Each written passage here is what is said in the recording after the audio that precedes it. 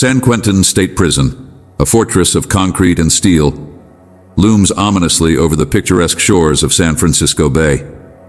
It is a place that evokes despair and hopelessness, a notorious prison that has witnessed its fair share of bloodshed and broken lives.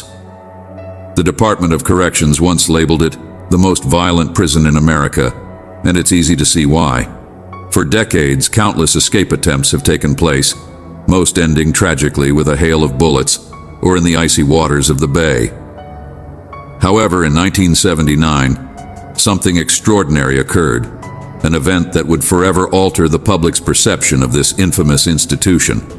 That year, San Quentin made headlines not for another violent death, but for an escape so audacious and clever that it would be remembered as one of the most remarkable prison breaks in American history. But who were the masterminds behind this extraordinary escape? How did 3 inmates manage to outsmart one of the most secure prisons in the country? Join me as we delve into a story of cunning, desperation, and the relentless pursuit of freedom. At the heart of this audacious plan was the infamous Forrest Tucker, a seasoned bank robber known for his uncanny ability to evade capture. With a lengthy criminal history that included numerous escapes, Tucker had already gained a reputation as one of the most elusive fugitives in American history. Despite his past successes, Tucker would later describe this particular escape as his crowning achievement, a masterpiece of cunning and strategy. San Quentin, referred to as the arena by its inmates, was no ordinary prison. It was a brutal, unforgiving environment where violence was a daily reality. Inmates were pitted against one another, fighting not only for survival, but also to establish their dominance in a world where any sign of weakness could be fatal. This was a place where murderers, thieves, and rapists were confined alongside some of the most dangerous criminals in the country. The prison itself was a relic from a bygone era, with its imposing 20-foot stone walls and guard towers patrolled by sharpshooters trained to kill without hesitation. For the men inside, escape seemed utterly impossible. 3 sides were fortified by walls that had never been breached, while the 4th was guarded by the frigid waters of the San Francisco Bay, a treacherous moat that had claimed the lives of many would-be escapees. The authorities reveled in San Quentin's reputation as an impenetrable fortress, but Tucker viewed it differently. To him, it was just another challenge to conquer, another puzzle to solve. Since his teenage years, Tucker had been a master escape artist, managing to slip away from various jails and prisons 17 times. Each successful escape only added to his legend, but Tucker's motivation for running from the law was deeper than mere avoidance. Growing up during the Great Depression, he idolized the gangsters of the era, men who lived by their own rules and took what they wanted from life. He aspired to be like them, a larger-than-life figure who refused to be caged, even as he approached his 60th birthday. In October 1978, Tucker found himself sentenced to 10 years in San Quentin for armed robbery. For a man of his age, 10 years felt like a death sentence. From the moment he was locked away in his damp concrete cell, Tucker was plotting his next escape. But the first challenge was getting out of the building itself. San Quentin was designed to hold men like him, but Tucker was determined to outsmart the system. Instead of relying on brute strength, which he no longer possessed, Tucker utilized the one asset that had never failed him: his intellect. His plan began to take shape as he observed and listened, keeping his intentions to himself. It wasn't long before he discovered something that piqued his interest: the prison's industrial workshop. This facility allowed inmates to produce furniture for state offices and public buildings, and it was located outside the main prison building, where security was a bit more relaxed. Tucker recognized this as a golden opportunity. By securing a job in the workshop, he could move in and out of the main prison facility, granting him the freedom he needed to set his escape plan in motion. However, it wasn't going to be easy. Tucker was a high-risk prisoner, classified as someone who should not be granted free rein around the prison grounds. But he had a plan. He would play the part of the harmless old man. In prison, necessity breeds ingenuity, and Tucker had spent his entire life transforming necessity into opportunity. With time slipping away, he knew he had to pull off his most daring escape yet. Despite his reputation as a slippery escape artist, Tucker understood that in San Quentin, patience and cunning were essential. He cleverly used his age and seemingly docile demeanor to lull prison officials into a false sense of security. Before long, he managed to secure a position working near the wharf, where the prison workshops were located. It was a small victory, but Tucker understood that it was only the first step towards freedom. He began paying close attention to everything around him, noting the routines of guards and the movements of other inmates.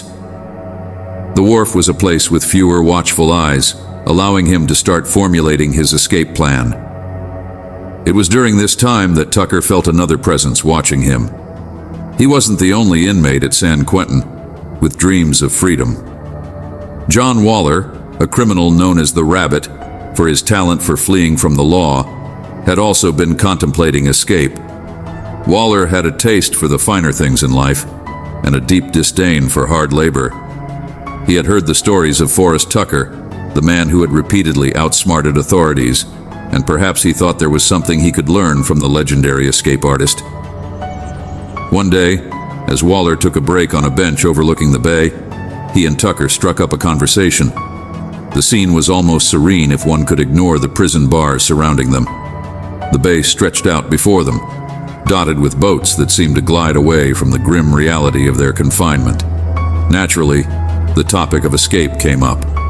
Tucker subtly gestured toward the water, suggesting the impossible idea of swimming to freedom. Waller dismissed the notion, but then again, insanity sometimes has its own logic in a place like San Quentin. As they brainstormed ideas, each more outlandish than the last, Tucker proposed a radical thought. Why not build a boat? For the first time, Waller had Tucker's full attention. This idea seemed crazy, yet it ignited a spark within them. Over the years, Tucker had developed a philosophy regarding prison escapes. The more fortified the prison, the more bizarre the escape had to be. And what could be more bizarre than constructing a boat within the confines of San Quentin? "Let's use the water," Tucker urged. "We can build a boat. Nobody will suspect a thing." It was an unorthodox plan, but for these two men, it felt like their best shot at freedom. They quickly agreed to embark on this journey together, but several obstacles still lay ahead. They had access to the workshop and the tools, but keeping their plan secret would prove to be the real challenge. The Pacific Ocean is merciless, and if they didn't time their escape perfectly, the currents could easily drag them back to shore, or worse.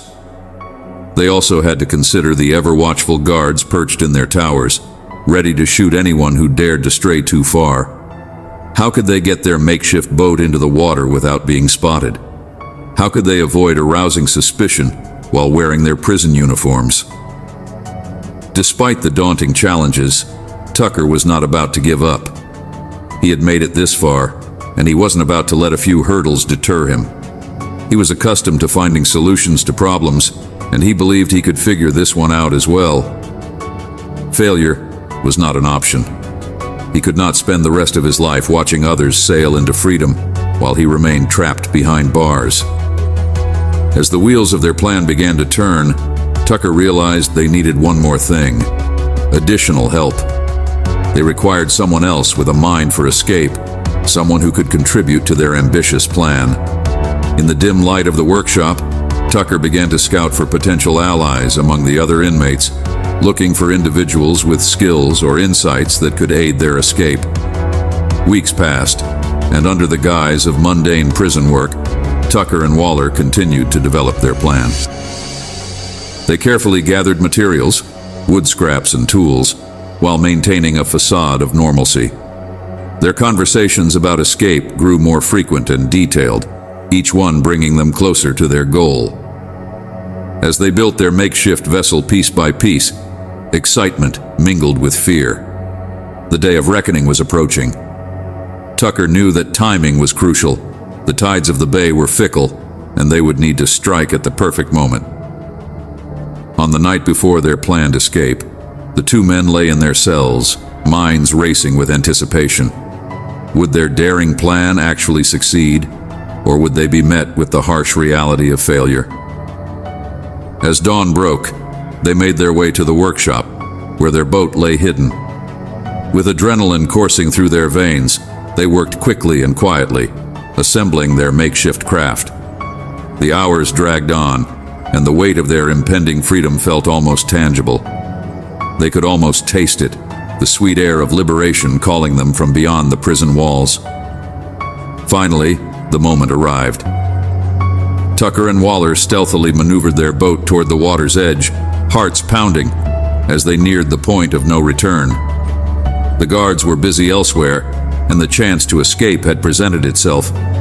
With the boat launched into the bay, they prepared to embark on their final adventure. As they pushed off from the shore, the cold water lapped against their boat, invigorating them with the hope of freedom. The strong currents of the bay churned beneath them, but they were undeterred. They were free men now, daring to defy the odds and navigate their way to freedom. Little did they know, however, that the authorities would soon discover their absence. Alarms rang out across the prison as the guards realized the audacious escape that had taken place right under their noses. A massive manhunt ensued, helicopters buzzing overhead and boats racing through the bay, searching for any sign of the escapees. Tucker and Waller paddled furiously, adrenaline fueling their every stroke as they made their way further from the prison that had held them captive. But the frigid waters were unrelenting, and as the hours passed, exhaustion began to take its toll. They were navigating a treacherous path, their dreams of freedom becoming increasingly elusive. As they fought against the currents, the reality of their situation began to sink in. Would they make it to safety, or would they be dragged back into the grasp of the very institution they had fought so hard to escape? The outcome of their daring plan hung in the balance, teetering between hope and despair. In the end, this astonishing tale of escape from San Quentin serves as a testament to the resilience of the human spirit and the lengths one will go to in the pursuit of freedom. It's a story of two men united by a shared dream who dared to believe that they could outsmart the system. Their audacity and determination turned a seemingly impossible feat into a moment of legendary escape that will be remembered for years to come. So, the question remains, what drives a person to risk it all for a chance at freedom? Perhaps it's the desire to prove to oneself that they are more than just a prisoner, more than just a number. In the face of insurmountable odds, Forrest Tucker and John Waller remind us that the human spirit is an unyielding force, willing to fight against all odds in the quest for liberation. As we reflect on their extraordinary escape from San Quentin, let us not only remember their audacity but also consider the lengths to which individuals will go to reclaim their freedom.